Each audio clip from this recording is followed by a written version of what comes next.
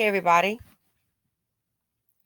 Let's take a look, especially for some black women with the cape on, my darling. Let's take a look at this clip. This will be part A. And of course, we'll have part B, which will be a separate video for the commentary. So, check this out. Investigating injustice in Chicago. The goal is to make the city safer for everyone, but especially for those most impacted by crime. CBS 2 investigator Dorothy Tucker spotlights a troubling pattern that's been ignored for years, and Dorothy joins us now live. Well, Jim and Marie, we uncovered some unique facts and figures that revealed for the first time the truth about who criminals are really targeting. It's people who look like me. Our investigation exposes the causes and consequences of Black women at risk. We begin tonight with breaking news. Reports of multiple people shot on the city's west side. It's all we think about. Multiple suspects walked up to the victim demanding his car. Our biggest fear. Breaking tonight, 4 teens, 3 15-year-olds and 1 16-year-old, all shot while on a front porch. Being the next victim of a crime. The man stumbled down the Chinatown platform, bleeding from his neck from a gunshot wound. But what are your chances? We're not just talking about 1 or 2 robberies here. We're talking dozens of them. Who's really the most at risk?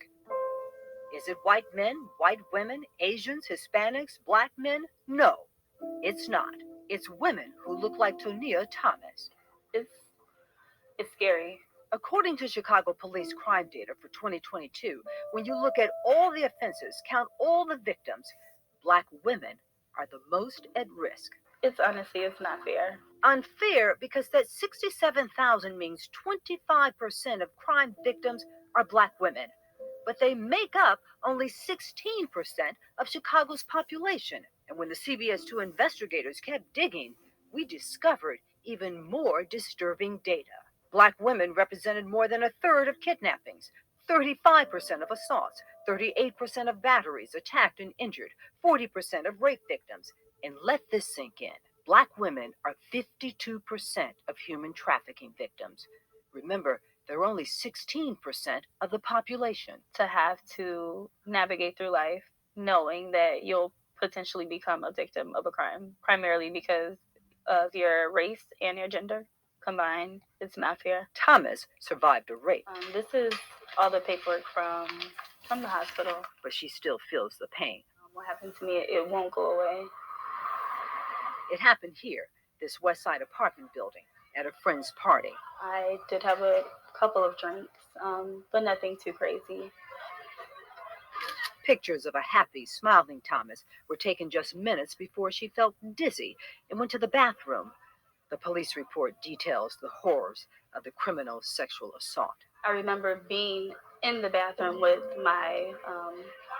the person who assaulted me, and I remember just trying to get out of the restroom, but I couldn't get out. The car was parked actually right there on the corner, right before the stop sign. Even when it comes to nonviolent crimes and reports where police report race, Black women, I couldn't believe it. like Evelyn Sparks, are targets. Black women account for 24% of property thefts, arson 28%, car thefts 29%. Again, they're only 16% of the population.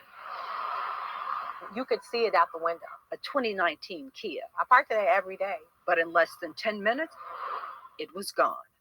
Photos of a trashed Kia found by police an hour later. Somebody that takes something that you work so hard for, it just makes you feel very violated. Why are they targets? Because they're, if you want to call it, easy prey. Yes, yeah. Geneva Brown is a professor of criminology at DePaul University. We just had an unfortunate Officer Preston who was killed. She was on her way home at 1:40 in the morning, and she was a target of a robbery. Disproportionately, Black women are working third shift jobs. Black women are in communities where there is a lack of a middle class, a lack of a economic foundation that would deter this type of behavior. Where they live, when they work, and listen to this, how they are perceived by criminals put a target on the backs of Black women. You know that you're in a neighborhood where crime is the norm and not the exception.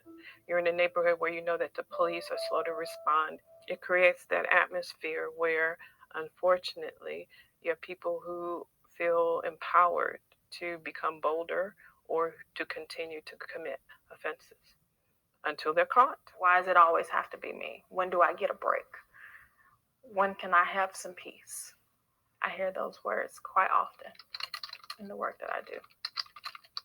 Gabrielle Molden Carwell works as a trauma therapist, helping Black women cope with their emotional pain. It's disheartening and it causes self-doubt because something must be wrong with me. She knows the trauma of sexual assault, not just because she treats survivors. I've seen it in my mom. She's lived with it. I've seen it in my grandmother on my mom's side. I've seen it for myself. And how old were you? I was 12.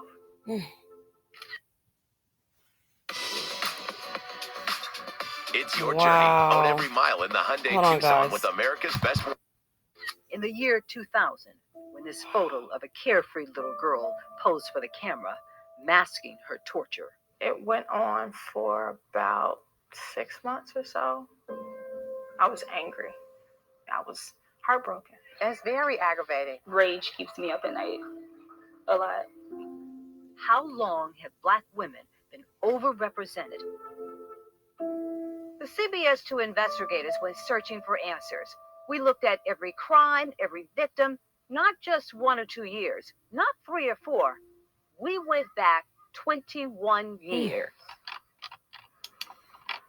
CBS 2 investigative data journalist Elliot Ramos crunched the numbers.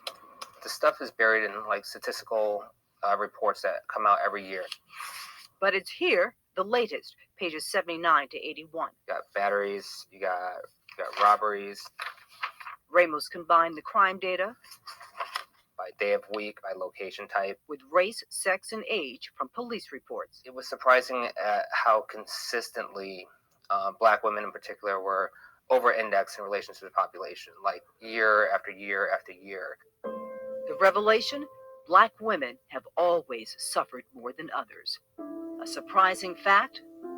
I was 16 when all of that was going on. No one suffers more than young Black girls under 18. A perfect picture of a thriving high school junior at Little Village until she dated the wrong boyfriend. I remember like him grabbing my arm and he swung on me and hit me.